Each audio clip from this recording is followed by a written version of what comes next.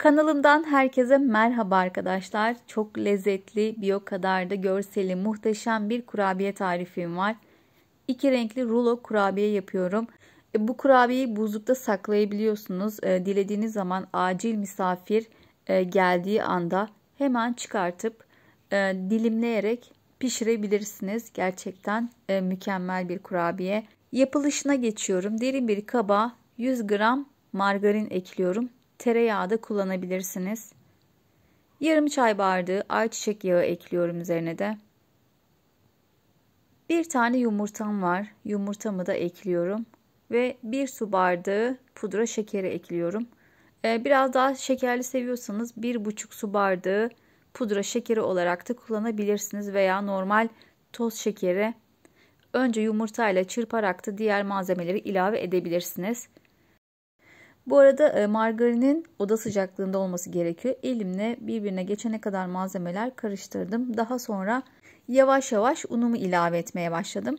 Unumu yavaş yavaş kontrollü bir şekilde ekliyorum. Toplamda 3 su bardağı un kullandım. Tabii ki markasına göre un miktarı değişiklik gösterebilir veya yumurtanın büyüklüğüne veya küçüklüğüne göre. Elle yapışmayan kulak memesi kıvamında bir hamur elde etmeniz gerekiyor. Zaten çok kolay bir hamur arkadaşlar. Hemen toparlanıyor. İstediğim hamur kıvamı bu şekilde. Üzerine bir pakete hamur kabartma tozu ekliyorum. Eğer vanilin varsa vanilin de ekleyebilirsiniz. Bende kalmadığı için ekleyemedim. Tabii ki fark etmez. Yoksa da kullanmayabilirsiniz. Şimdi hamurumu çok güzel bir şekilde yoğurduktan sonra tezgaha alacağım. Yani masada yaptığım için ben masaya alıyorum. Masada da birazcık yoğurduktan sonra hamurumu 2 eşit parçaya böleceğim. Çok güzel bir hamur oldu gerçekten. Şimdi hamurumu ortadan 2'ye kesiyorum. Hamurumun bir parçası sade kalacak. Diğer parçası da kakaolu olacak. O yüzden yoğurduğum kaba diğer hamur parçasını koyarak üzerine 1 yemek kaşığı tepeleme kakao ekledim. Eğer kakao sevmiyorsanız veya elinizde renkli gıda boyalarından varsa onlarla da renklendirebilirsiniz. Şimdi 2 renk hamurum oldu. Şu an elimde hem kakaolu hem sade hamurum var. 2 tane hamurumu da ayrı ayrı 2 yağlı kağıt arasında açacağım. Önce sade olanı açıyorum. Önce elimle birazcık genişlettikten sonra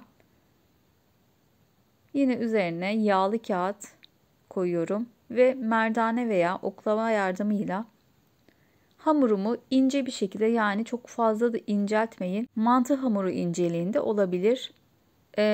Rulo yaparken kırılmaması için çok fazla inceltmeye gerek yok. İster kare yapın, ister yuvarlak şekil verin. Ben bu şekilde hamurumu açtım. Şimdi diğer kakaolu hamuruma da aynı işlemi yapacağım.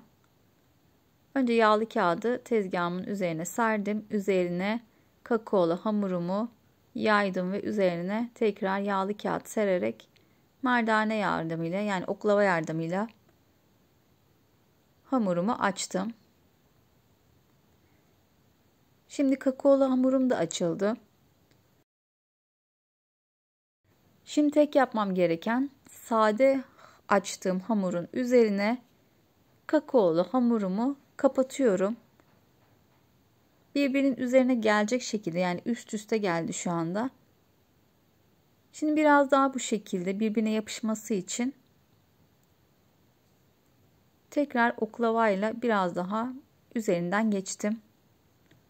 Eğer yapabiliyorsanız 2 rengi de eşit şekilde açıp üst üste getirebilirsiniz. Benim gördüğünüz gibi beyaz yerlerim biraz açıkta kaldı.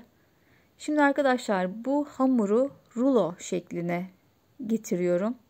Böyle gördüğünüz gibi sıkı bir rulo yapacağım. Böyle yağlı kağıttan faydalanarak böyle rulo pasta yapar gibi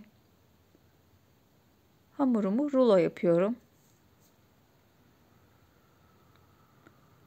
Aslında çok zor değil yapması, gayet kolay ama tabii ki video çekildiği için böyle biraz strese giriyorum ve zor gibi gözüküyor burada.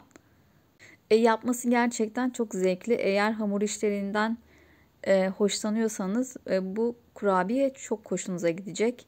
Şimdi kenarlarını da kapattıktan sonra tekrardan yağlı kağıda rulo yaparak sardım ve artık bir saat buzdolabını dinlendireceğim. Ben buzdolabının buzlu kısmında dinlendiriyorum ki keserken çok rahat bir şekilde kesmek için.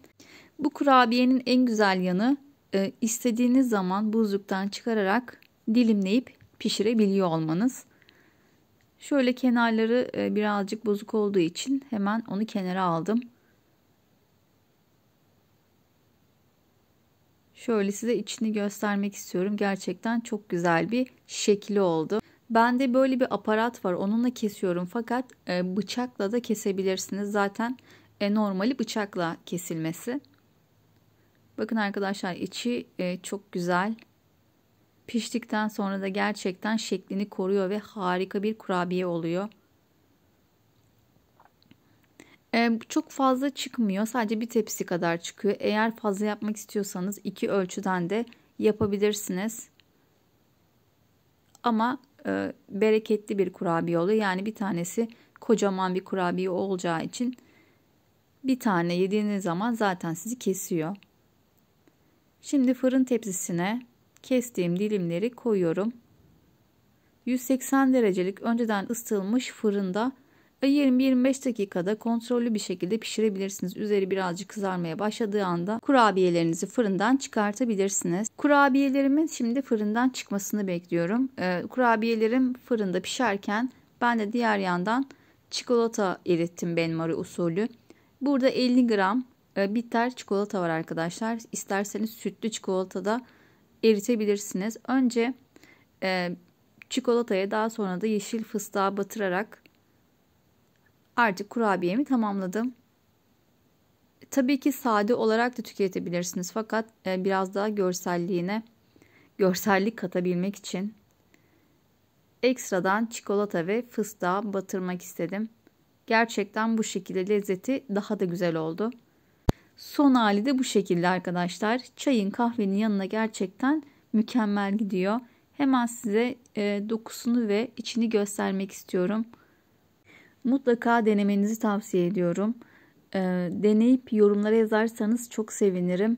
Ekstradan desteklemek için lütfen like atıp kanalıma abone olmayı unutmayın.